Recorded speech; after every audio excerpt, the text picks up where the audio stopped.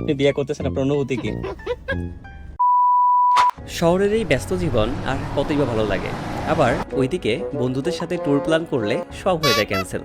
কিন্তু এইবার আর হলো না, কারণ যে ক্যান্সেল করবে এবার তারই বিয়ে। তাই দেরি না করে ব্যাগপত্র গুছিয়ে রওনা দিলাম রংপুরের উদ্দেশ্যে। কারণ সবকিছু মিস করলেও বন্ধুর বিয়ে কিন্তু একদমই মিস করা যাবে না। রাত 8টার দিকে খুলনা থেকে 1300 টাকা বাস ভাড়া দিয়ে সারা রাত এনজয় করতে করতে সকালে পৌঁছে গেলাম আমরা রংপুর। কিন্তু যাওয়ার পরই ঘটল বিপদ। বাস থেকে নেমেই চক্ষু চড়গাছ। বন্ধুর বাড়ি যেতে এখনও পাড়ি দিতে হবে 80 কিলোমিটার। ওইদিকে ঈদের সময় বাস এসেকরা পাওয়া ছিল সোনার হরিণের মতো।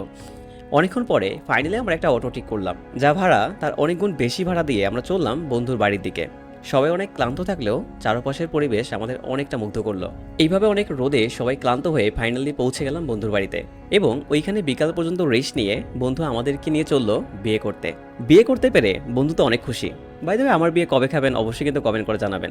রাস্তায় অনেক মজা করতে করতে আমরা চলে গেলাম বিয়ে বাড়িতে, অ্যান্ড সেখানটাতে অনেক অনেক এনজয় করে অনেক খাওয়া দাওয়া করে আমরা রাতে ফাইনালি চলে এলাম বন্ধুর বাড়িতে।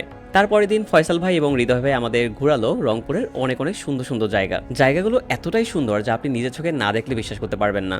এবং ওই দিনই ছিল বন্ধুর রিসেপশন, এজন্য আমরা ঘোরা শেষ করে ওইখানে অ্যাটেন্ড করলাম। অ্যান্ড ফাইনালি ফাংশন শেষ করে বন্ধু চলে গেল শ্বশুর বাড়িতে, এবং আমরা ক্লান্ত হয়ে সারা রাত ঘুমালাম। পরের দিন আমাদের বাস ছিল বিকেল 3টায়, তাই আমরা আবার ব্যাগপত্র সব গুছিয়ে রওনা দিলাম বাড়ির উদ্দেশ্যে। সারা রাস্তায় অনেক ক্লান্ত থেকে ঘুম ঘুম চোখ নিয়ে সকালবেলা আমরা পৌঁছে গেলাম খুলনাতে, এবং এইভাবেই বন্ধুর বিয়ে শেষ করে আমরা আমাদের ট্যুরও শেষ করলাম। বাই বাই গাইস, দেখা হবে নতুন কোনো ভিডিওতে।